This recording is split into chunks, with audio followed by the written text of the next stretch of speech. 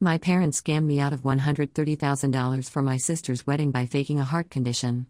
I sued them and won, but now they're declaring bankruptcy to avoid paying me back. I'm Paula, 32 years old, working as a software developer in a mid-sized tech company. I've always been close to my family, especially my younger sister Emily, 28F. Our parents, Mom, 58F, and Dad, 60M, have always seemed supportive, but recent events have made me question everything.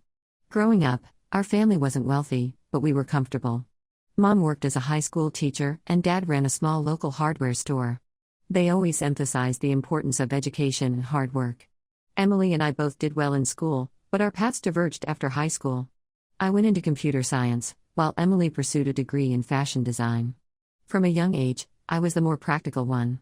I started saving money from my first job at 16, working weekends at a local cafe. Emily, on the other hand, was always more free-spirited and creative. She had big dreams of launching her own fashion line someday. Our parents always seemed proud of both of us, but I noticed they tended to make more allowances for Emily's whims and expenses. After college, I landed a good job at a tech startup. The pay was decent, and I continued my habit of saving. For the past 5 years, I've been putting aside money for a down payment on a house. It's been my dream to own a place of my own, and I've worked overtime and taken on freelance projects to make it happen. I was so close to my goal, just $20,000 short of the $150,000 I needed. Emily's career path was less straightforward. She struggled to find steady work in the fashion industry and often relied on our parents for financial support. They helped her with rent, paid off her credit card debt a few times, and even funded a small fashion show for her fledgling brand. I never begrudged her this help, thinking our parents were just trying to support her dreams. About 3 months ago, everything changed. It was a Tuesday evening, and I was just settling down after work when my phone rang. It was Mom, and she was crying. Between sobs, she told me that Dad had been diagnosed with a rare heart condition and needed urgent surgery. The procedure wasn't covered by their insurance, and they were $50,000 short. I was shocked and scared for Dad's health. Without hesitation, I offered to give them my savings. It was a huge setback for my house plans, but family comes first, right? I remember Mom's voice, thick with emotion, thanking me profusely and calling me her angel. She promised they'd pay me back as soon as they could. I transferred the money to them immediately. Over the next few weeks, I called regularly to check on Dad's progress. Mom always had excuses for why I couldn't talk to him directly. He was resting, at a doctor's appointment, or too weak to come to the phone. I found it odd but didn't want to push too hard. I figured recovery from heart surgery must be tough. During this time, Emily was strangely distant. When I tried to talk to her about Dad's condition, she seemed evasive and quickly changed the subject. I attributed it to her way of coping with stress and didn't think much of it. Last week, I decided to surprise my parents with a visit. I took a day off work and drove the 2 hours to their house, picking up some of Dad's favorite soup from a deli on the way. I was nervous about seeing him in a weakened state but determined to be there for my family. When I arrived, I was stunned to see Dad mowing the lawn, looking perfectly healthy. He was whistling and waved cheerily when he saw my car pull up. For a moment, I thought I was hallucinating. How could a man who had supposedly undergone major heart surgery just weeks ago be doing yard work? I confronted them right there on the front lawn. Dad looked confused, and Mom's face went pale. That's when the truth came tumbling out, each revelation more shocking than the last. There was no heart condition. No surgery. They had lied to me to get money for Emily's wedding. Apparently, Emily and her fiancé Jake, 29M, wanted a lavish destination wedding in the Maldives, but couldn't afford it. Instead of telling them to scale back, my parents decided to fund it by scamming me. I stood there, feeling like the ground was shifting beneath my feet. Mom tried to explain, saying they knew I had savings and that I wouldn't miss it much. Dad chimed in, telling me that Emily deserved a special day and that as the older sister, I should want to contribute. I was furious. I demanded to know if Emily was in on this deception. They hesitated but finally admitted that yes, she knew about the plan. In fact, it had been her idea initially, though they had come up with a fake medical emergency story. When I demanded my money back, they had the audacity to tell me I was being selfish. They said Emily deserved a dream wedding and that I could always save up again since I had a good job. Mom even suggested I could live with them for a while to save on rent if I needed to. I couldn't believe what I was hearing. The parents who had always preached honesty and hard work had lied to me, stolen my savings, and were now trying to make me feel guilty for being upset about it. I left their house in tears, feeling betrayed and used. On the drive home, my phone kept buzzing with messages. Emily was blowing up my phone, calling me dramatic and saying I was ruining her special day. She said I had always been the golden child and for once, something was supposed to be about her.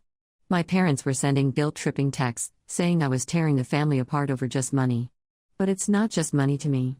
It's 5 years of hard work and sacrifice weekends. It's my dream of having my own home. And above all, it's the trust I had in my family. I keep thinking back to all the times I skipped nights out with friends or passed on vacations to save money. All those sacrifices, gone in an instant because my family decided their wants were more important than my needs. I haven't responded to any of their messages. I've been sitting in my apartment, alternating between crying and feeling numb. I've always been the responsible one, the one who played by the rules. And this is what it got me. I don't know what to do now. Part of me wants to go to the police, but I'm scared of the consequences for my family. Would they go to jail for fraud?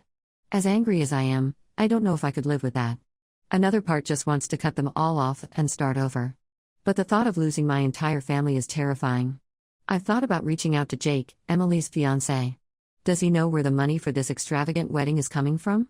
But then I worry that I'd just be creating more drama if he's unaware. My colleagues have noticed that something's off with me at work.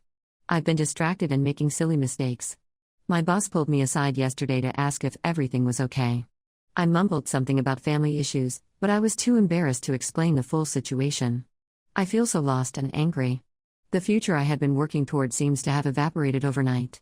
I'm left questioning every interaction I've ever had with my family. Were there signs I missed? Had they been taking advantage of me in smaller ways all along? I keep going back and forth on what to do. Should I give them an ultimatum to return the money or face legal consequences? Should I just let it go for the sake of family peace? Or should I fight to get my money back, even if it means potentially destroying my relationship with my parents and sister? Any advice would be appreciated because right now, I feel like I'm drowning in a sea of betrayal and uncertainty. Update 1. Hello everyone. First, I want to thank you all for your support and advice on my original post. The past 2 weeks have been incredibly difficult, but your comments have helped me feel less alone in this situation. After reading your advice and doing a lot of soul-searching, I decided to take action. I sent a formal letter to my parents and Emily, demanding the return of my money within 30 days, or I would pursue legal action. I made it clear that I had documentation of the transfer and their deception, and that I was prepared to go to the authorities if necessary. I also decided to reach out to Jake, Emily's fiancé. I figured he had a right to know what was going on, especially if he was unaware of where the wedding money was coming from. I sent him a brief email explaining the situation and asking if we could talk. To my surprise, Jake called me the next day. He was shocked and horrified by what my family had done. He had no idea the money for their wedding came from me, let alone that it was obtained through deception. Jake told me he comes from a modest background and was uncomfortable with the extravagant wedding plans, but Emily had insisted, saying her parents were handling everything. Jake and I talked for hours. He apologized profusely, even though it wasn't his fault, and promised to help me get my money back. He even offered to postpone the wedding until this was sorted out. I was touched by his integrity and felt a glimmer of hope for the first time since this all began. However, things took an unexpected turn when Jake confronted Emily. Instead of showing remorse, Emily flew into a rage. She accused him of betraying her and siding with me. She even threatened to call off the wedding if he didn't support her. Jake, to his credit, stood his ground.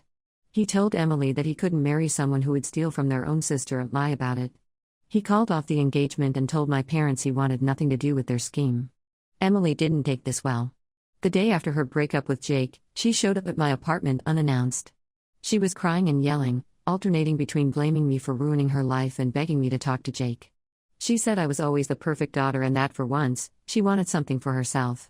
When I tried to explain how her actions had hurt me, she dismissed it, saying I could easily save up again with my fancy job. I tried to reason with her, to make her understand the gravity of what she and our parents had done, but she was too emotional to listen.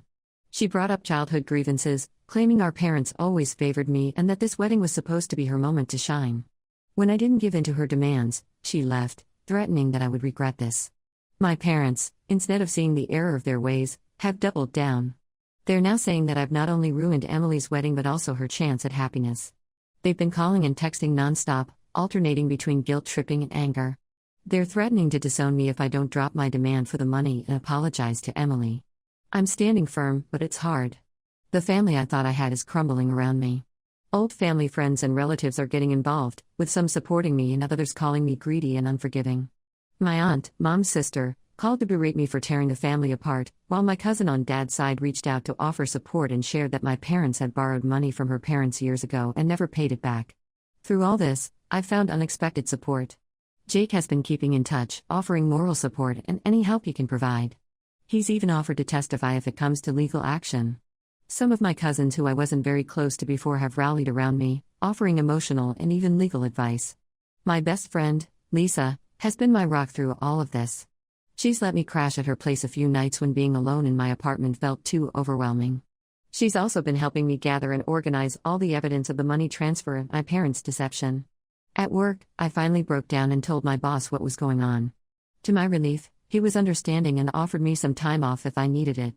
A weight lifted off my shoulders just by sharing the burden with someone outside the situation. I'm still processing everything that's happened. The betrayal runs deep, and I'm not sure if my relationship with my family can ever be repaired.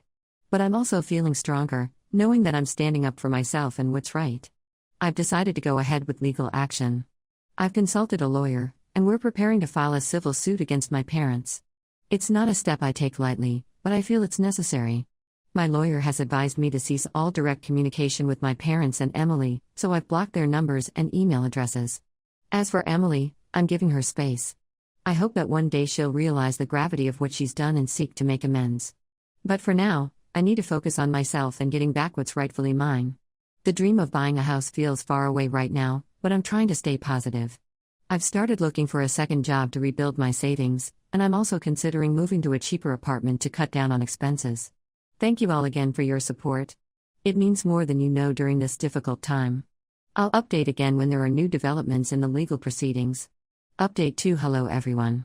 It's been a couple of months since my last update, and a lot has happened. I appreciate all the support and advice I've received from this community. The lawsuit against my parents is progressing. My lawyer believes we have a strong case, especially since we have written evidence of their deceit in the form of text messages and emails discussing my dad's fake medical condition. However, legal proceedings are slow, and it's been emotionally draining. We've had a few preliminary hearings, and my parents have tried to get the case dismissed, but the judge has allowed it to move forward. What I didn't expect was the ripple effect this would have on my extended family. It turns out, my parents have a history of financial manipulation that goes beyond what they did to me. Since news of the lawsuit spread, several family members have come forward with their own stories. My aunt, Mom's sister, revealed that my parents borrowed a significant amount from her years ago, claiming they needed it for Emily's college tuition.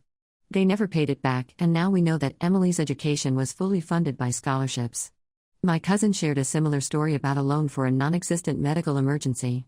Even my grandmother called me, in tears, saying she now realized why her retirement savings were much lower than they should be. My parents had been borrowing from her for years.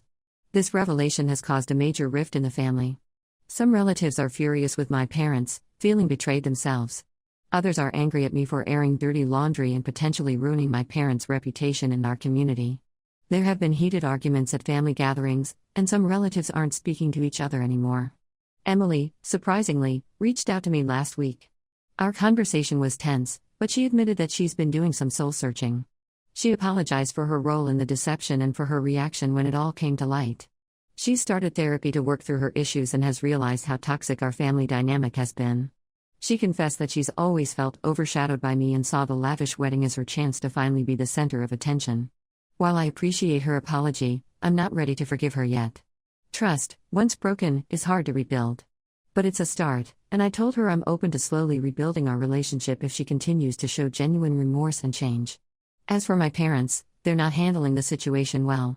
They've been badmouthing me to anyone who will listen, painting themselves as victims of an ungrateful daughter. They've even started a GoFundMe campaign, claiming they need help to defend themselves against a false lawsuit. It's frustrating, but my lawyer assures me their actions will only hurt their case in the long run. The stress of the situation has been affecting my health. I've been having trouble sleeping and my doctor says my blood pressure is elevated. On my lawyer's advice, I've started seeing a therapist to help me process everything. It's been helpful in dealing with the stress and emotional turmoil. I've also been focusing on self-care and building stronger relationships with friends who have been incredibly supportive throughout this ordeal. Financially, it's been tough. The legal fees are adding up, and I'm still trying to rebuild my savings. I've picked up some extra freelance work on the weekends, and I'm exploring new job opportunities that could help me reach my goals faster. The house I was saving for is still a dream, but I'm not giving up. Jake, Emily's ex-fiancé, has remained supportive. He's offered to be a witness in the lawsuit if needed, and he's been a good friend through all of this. We've grown closer, bonding over our shared experience of betrayal by my family. There's no romantic involvement, we both need time to heal, but his friendship has been a bright spot in this difficult time. This experience has been eye-opening and painful, but it's also taught me valuable lessons about setting boundaries and standing up for myself. I'm learning to prioritize my own well-being and to surround myself with people who truly care about me. I'm taking it one day at a time and trying to stay positive despite the ongoing legal battle. Thank you all for your continued support. It means the world to me during these challenging times. Update 3. Hello everyone. It's been half a year since this nightmare began, and I wanted to give you all a final update. So much has changed, and I'm in a very different place now, both emotionally and literally. The lawsuit against my parents concluded last month. Thanks to the overwhelming evidence, including their own admissions in writing and testimonies from other family members they had scammed, the judge ruled in my favor. My parents have been ordered to repay the full $130,000, plus interest and legal fees. However, collecting the money is proving to be another challenge. My parents claim they don't have the funds and are considering declaring bankruptcy to avoid paying. My lawyer is exploring our options, including potentially putting a lien on their house. It's frustrating, but I'm trying to stay patient and trust the legal process. The family fallout has been severe. My parents have become outcasts in our extended family and community as more of their deceptions came to light. Several relatives have cut ties with them completely. They're blaming me for destroying the family, but most people see through their manipulation now. Emily and I have started to rebuild our relationship slowly. She's been in therapy and has made significant progress in recognizing our parents' toxic behavior and her own role in enabling it. She's even offered to help pay back some of the money, though I told her it wasn't necessary. We're not close like we used to be, but we're working on building a healthier relationship based on honesty and respect. As for me, I've made some big changes. The stress of the lawsuit and family drama was affecting my health and work performance. My blood pressure was consistently high, and I was having trouble focusing at work. So, I decided to make a fresh start. I quit my job, sold most of my possessions, and moved to a different state. I'm now working remotely for a startup that I really believe in. The pay is less than my previous job, but the work is fulfilling and the company culture is much healthier. I'm living in a small but cozy apartment in a city I've always wanted to try.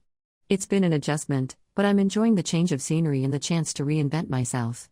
I've made new friends through local meetup groups and even started dating someone who's been incredibly understanding about my family's situation. It's early days, but it feels good to be open to new possibilities. The dream of owning a house is still there, but it's on the back burner for now. I'm learning to enjoy the present and not let my parents' actions define my future. I've started a new savings plan, but I'm also allowing myself small indulgences that I would have denied myself before. Life's too short to always be planning for tomorrow. I've gone no contact with my parents. It wasn't an easy decision, but it's been crucial for my mental health. I've blocked them on all platforms and asked mutual contacts not to pass on any messages from them. Some days are harder than others, especially around holidays or birthdays, but overall, I feel more at peace. My therapist has been helping me work through the guilt and grief that comes with essentially losing my parents. We're focusing on building my self-esteem and setting healthy boundaries in all my relationships. This experience has taught me invaluable lessons about self-worth, the importance of boundaries, and the true meaning of family. I've learned that sometimes the family we choose is more valuable than the one we're born into. My friends, both old and new, have shown me more love and support than I ever got from my parents. To everyone who supported me through this journey, thank you. Your advice, kind words, and shared experiences have been a lifeline. I'm closing this chapter of my life now, focusing on building a better future for myself. For anyone going through similar family issues, stay strong, trust your gut, and don't be afraid to stand up for yourself. It's a tough road, but there's light at the end of the tunnel. You deserve respect and honesty from the people in your life, including your family. This will be my last update. I feel like I've finally processed everything that happened and I'm ready to move forward without constantly revisiting this painful chapter of my life. Thank you all once again.